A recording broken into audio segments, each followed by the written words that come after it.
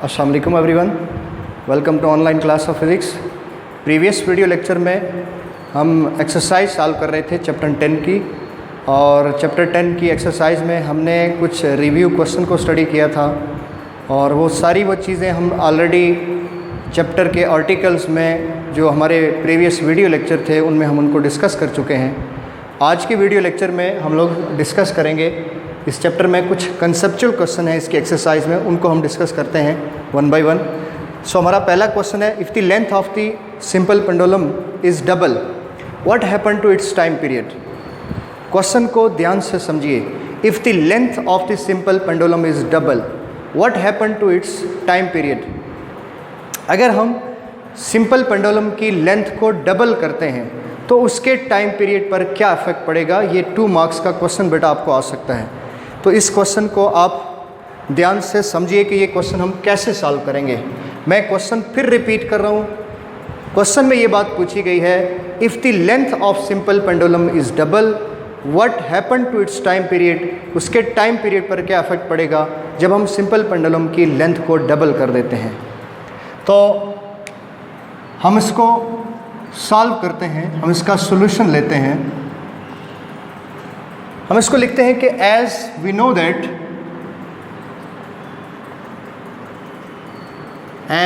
That the time period of simple pendulum is given by t is equal to 2 pi under root L by G। हमें ये कहा गया, हमें जो condition दी गई वो कंडीशन ये है कि if length of simple pendulum is double, if the length of simple pendulum is doubled, that is कि अगर हम उसकी लेंथ को 2L ले लेते हैं, अगर हम उसकी लेंथ को डबल कर देते हैं, विच मीन्स दैट कि ये आपके पास एक सिंपल पेंडुलम था। अगर आप इस सिंपल पेंडुलम की लेंथ को आपने डबल कर दिया, जितनी लेंथ उसकी पहली थी आपने उस लेंथ से उसको क्या कर दिया, डबल कर दिया, तो फिर इसके टाइम पीरियड पर क्या इफेक्ट पड़ेगा। तो हमने सबसे पहले एक चीज़ लिखी, as we know that the time period of the simple pendulum is given by relation t equal to 2 pi under root L by G। This is what, this is L। तो length को उसने क्या कर दिया, double. तो हम length को double कर देते हैं यहाँ पर, t is equal to 2 pi under root 2L divided by G। हमने लेंथ डबल ले ली, 2L ले ली। अब हम इस इक्वेशन को ऐसे लिख सकते हैं, अंडर रूट 2 को आप रूट ये इसके साथ ऐसे अलग से लिख देते हैं, multiplied by 2 pi as it is and under root L by G। ये जो सारा फैक्टर आपके पास है, ये फैक्टर किसके इक्वल है, ये फैक्टर हमारे पास t के इक्वल है। इसको मैं लिख देता हूँ t प्राइम, इसको भी मैं लिख देता हूँ t prime. Now t prime is equal to root 2 into, हम इसको क्या लिख देते हैं, t, और मैं साथ में ये लिख देता हूँ because we know that t is equal to 2 pi under root L by G। ये मैं इसलिए लिख रहा हूँ कि हमारे पास जो टाइम पीरियड है that is t is equal to under root 2 pi under root L by G। तो हमने यहाँ से अंडर रूट 2 को अलग ले लिया और 2 पाई और under root L by G को अलग लिया। अब ये सारी चीज़ t के इक्वल है और रूट 2 को हमने ऐसे साथ ले लिया। अब t prime is equal to root 2 की वैल्यू है 1.14 इंटू t। अब हम इसके साथ एक छोटी सी स्टेटमेंट लिखेंगे कि when the length of the simple pendulum is double then the time period of simple pendulum is increased by factor 1.14। उसका टाइम पीरियड कितना बढ़ जाता है, उसका टाइम पीरियड 1.14 फैक्टर इंक्रीज हो जाता है। ये बात क्लियर हो गई, ये क्वेश्चन समझ आ गया आपको क्वेश्चन पूछा गया कि अगर आप सिंपल पेंडुलम की लेंथ को डबल कर देते हैं तो उसके टाइम पीरियड पर क्या इफेक्ट पड़ेगा। तो लेंथ को डबल किया, पहले फार्मूला यूज़ किया आपने, लेंथ की जगह आपने 2L ले लिया, फिर यहाँ से आपने रूट 2 को अलग कर दिया और ये 2 पाई L बाई G अलग कर दिया आपने। 2 pi under root L by g किसके इक्वल है, टी के इक्वल, √2 की वैल्यू 1.14.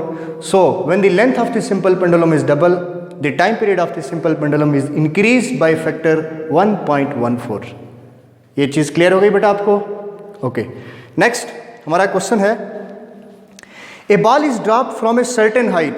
एक बॉल को आप एक सर्टेन हाइट से ड्रॉप कर रहे हैं ऑन टू द फ्लोर, फर्श के ऊपर, and keeps bouncing. Is the motion of the ball simple harmonic? Explain. बहुत इंटरेस्टिंग क्वेश्चन है. नेक्स्ट क्वेश्चन नंबर 10.2 कि एक बॉल को आपने यहाँ से नीचे ड्रॉप किया और ये आपके पास फ्लोर है, ये आपका फर्श है. इस फर्श के ऊपर आपने बॉल को क्या कर दिया, ड्रॉप किया.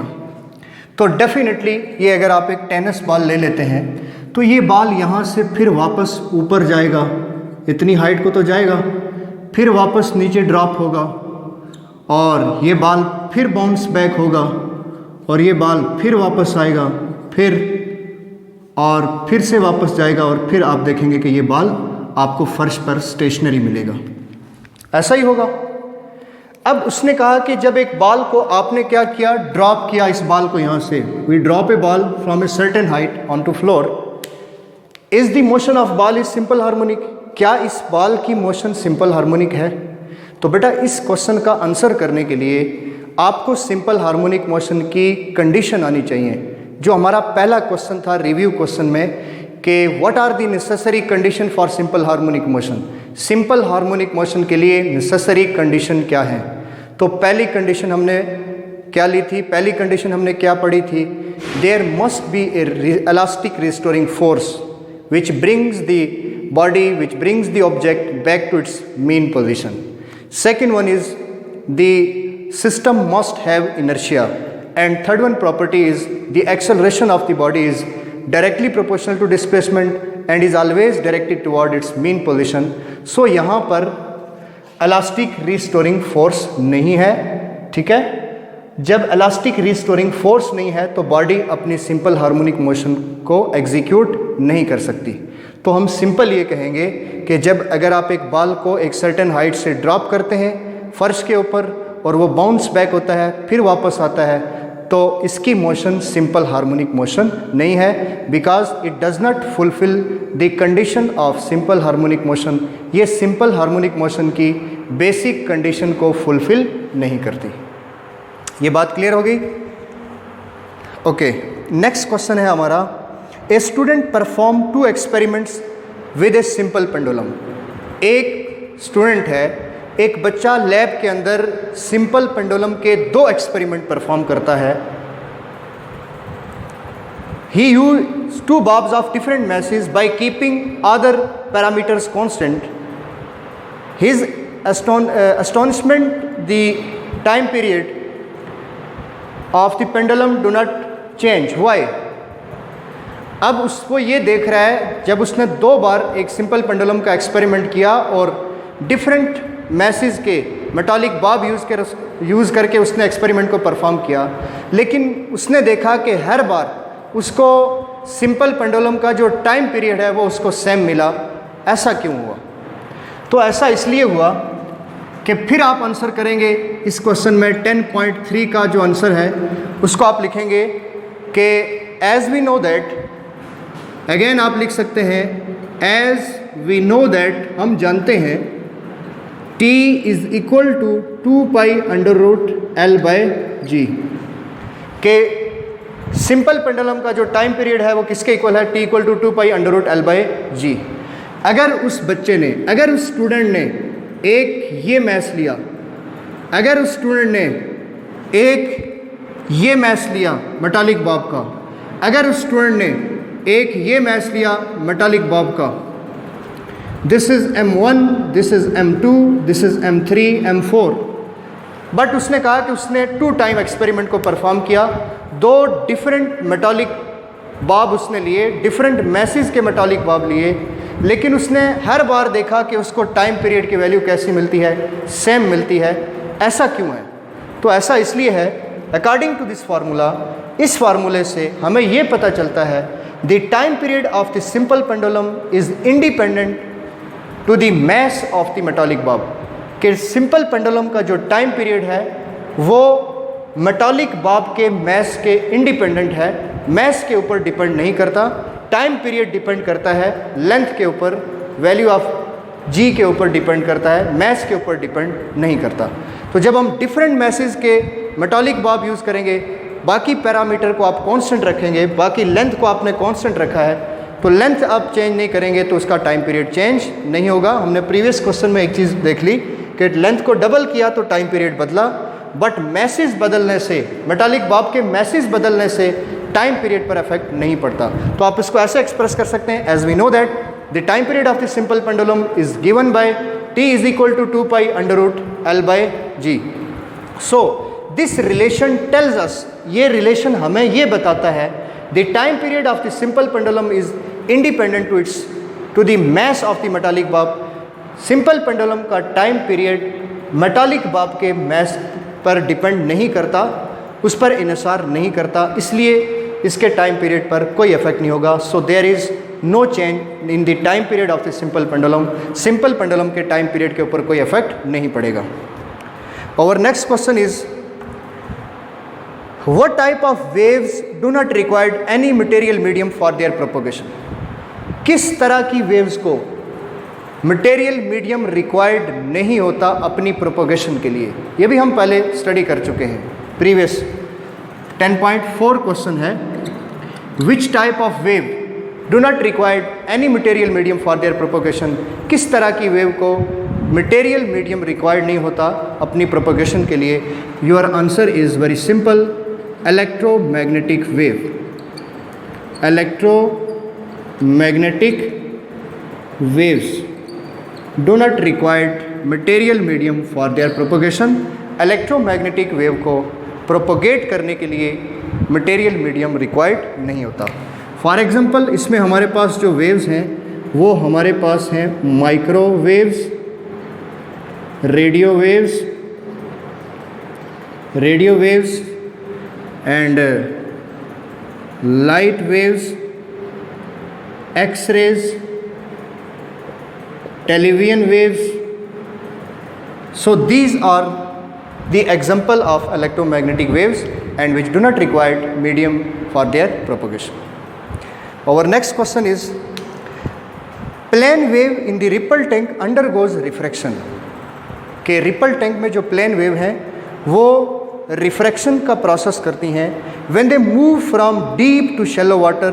जब वो डीप वाटर से शैलो वाटर की तरफ आती हैं, what change does occur in the speed of the water. Water की स्पीड के ऊपर क्या इफेक्ट पड़ेगा।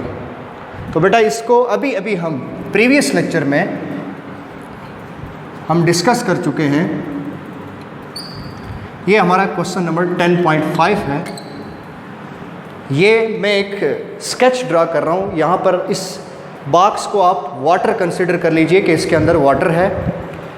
इसमें आप एक बाउंड्री लाइन यहाँ पर ड्रा कर देते हैं और इस बाउंड्री लाइन को मैं यहाँ मार्क कर देता हूँ। बेटा this is point B and this is your point A. ये ए पॉइंट है और ये बी पॉइंट है। अब इधर हम ले रहे हैं कि ये आपके पास वेव्स की डायरेक्शन है। ये वाटर वेव्स, प्लेन वेव्स जो हैं वो ऐसे ट्रेवल करके जा रही हैं in the form of plane wave front like this. ये वेव ऐसे आ रही हैं।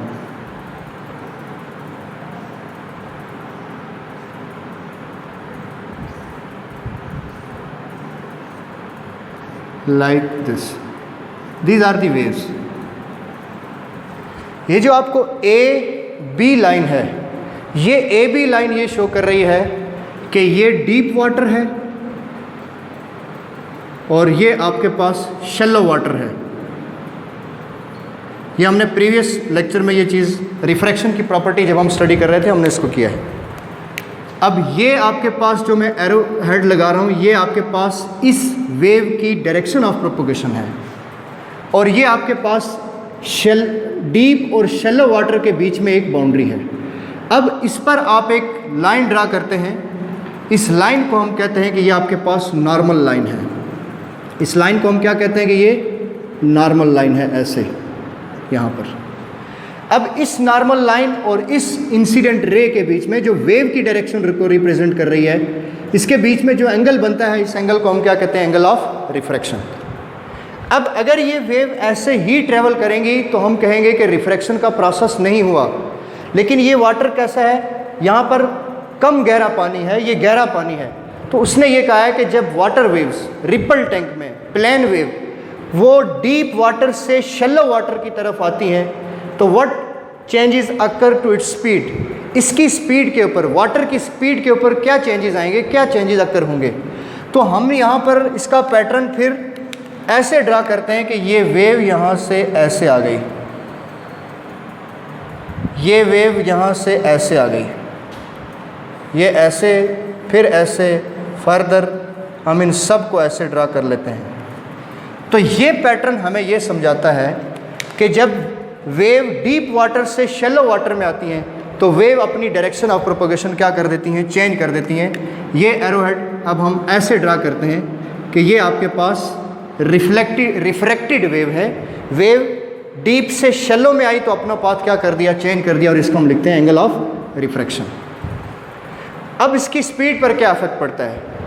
The speed of the wave, water wave through deep water is more as compared to the speed of wave in shallow water. So when the water waves passes from traveling from deep water to shallow water, its speed will be decreases. इसकी speed क्या हो जाएगी?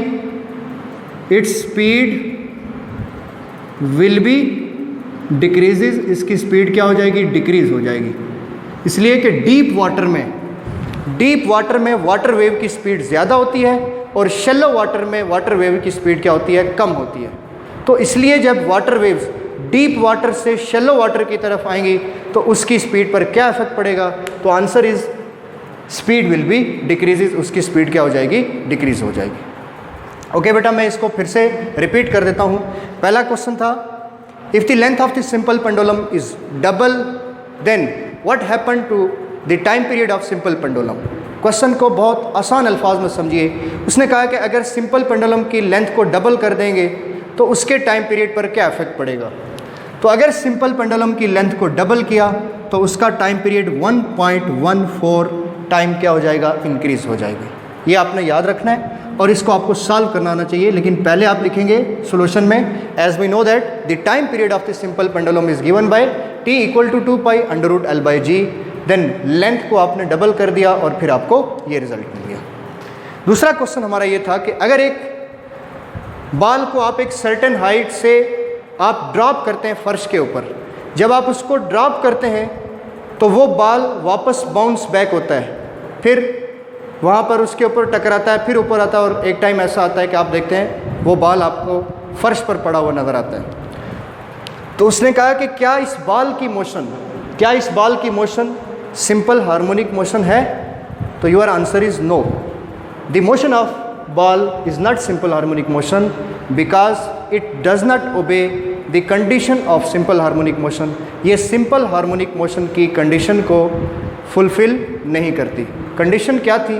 There must be elastic restoring force which brings the body back to its mean position. Elastic restoring force थी जो body को mean position पर वापस लाती है, और उसका जो एक्सेलरेशन है, the acceleration of the body, simple harmonic motion जो बॉडी एग्जीक्यूट करती है, उसका एक्सेलरेशन हमेशा डायरेक्टली प्रोपोर्शनल होता है डिस्प्लेसमेंट के, और that is always directed towards its mean position. So ये कंडीशन यहाँ पर फुलफिल नहीं हो रही, इसलिए इसकी मोशन सिंपल हार्मोनिक मोशन नहीं है, इस बाल की मोशन। नेक्स्ट क्वेश्चन ये था कि एक स्टूडेंट लैब में सिंपल पेंडुलम का एक्सपेरिमेंट परफॉर्म करता है। उसका टाइम पीरियड कैलकुलेट करने के लिए लेंथ को कांस्टेंट रखता है। जिस थ्रेड के साथ उसने मेटालिक बाब को बांधा हुआ है उस लेंथ को चेंज नहीं करता, बट वो क्या करता है कि पहले इतना सा मेटालिक बाब ले लेता है, फिर इतना सा ले लेता है। तो हर बार वो देखता है कि उसको रिज़ल्ट कैसा मिलता है, टाइम पीरियड का रिज़ल्ट उसको सेम मिलता है। तो फिर इससे हम क्या कंक्लूड करते हैं? तो इससे हम ये कंक्लूड करते हैं the time period of the simple pendulum is independent to the mass of the metallic bob, so its time period does not change. उसका टाइम पीरियड चेंज नहीं होगा जब हम डिफरेंट मैसेज के मेटालिक बाब को यूज़ करेंगे। नेक्स्ट क्वेश्चन था which type of or what type of waves do not require any material medium for their propagation? किस तरह की वेव को मटेरियल मीडियम रिक्वायर्ड नहीं होता? Your answer is very simple, electromagnetic wave do not required any material medium for their propagation. For example microwave, radio wave, light wave, X rays, television wave and so on. ये आपके पास कुछ common example थी जिनको medium required नहीं होता. Last one question is कि जब water wave deep water से शैलो वाटर में आती हैं तो डेफिनेटली रिफ्रैक्शन होती है, लेकिन उसने ये कहा कि जब डीप वाटर से शैलो वाटर में वाटर वेव्स आएंगी तो वाटर वेव की स्पीड पर क्या इफेक्ट पड़ेगा. तो इसका आंसर बहुत सिंपल था कि जब वाटर वेव्स डीप वाटर से शैलो वाटर में आती हैं तो वाटर वेव्स की स्पीड डिक्रीज़ हो जाएगी, कम हो जाएगी, because in deep water the speed of the wave will be maximum and the wave speed of the wave in shallow water will be minimum, कम होती है. इसलिए डीप वाटर से जब शैलो वाटर में आएगी तो वाटर वेव्स की स्पीड क्या हो जाएगी, कम हो जाएगी. So this is all about the lecture. हमारे जो क्वेश्चन थे, कंसेप्चुअल क्वेश्चन जो हम आज स्टडी कर रहे थे, वो हमारे 5 क्वेश्चन थे जिनको हमने स्टडी किया है. नेक्स्ट लेक्चर में हम लोग इस चैप्टर के न्यूमेरिकल प्रॉब्लम को सॉल्व करेंगे और न्यूमेरिकल प्रॉब्लम को सॉल्व करने के लिए इस चैप्टर में जो फार्मूले हमने ड्राइव किए हैं, जो फार्मूले हमने पढ़े हैं, वो आपको अच्छी तरह से आना चाहिए. देन आप न्यूमेरिकल को बहुत इजीली आप क्या कर सकते हैं, उनको सॉल्व कर सकते हैं. नेक्स्ट लेक्चर तक अपना बहुत सारा ख्याल रखिएगा. अल्लाह हाफिज़. Thank you.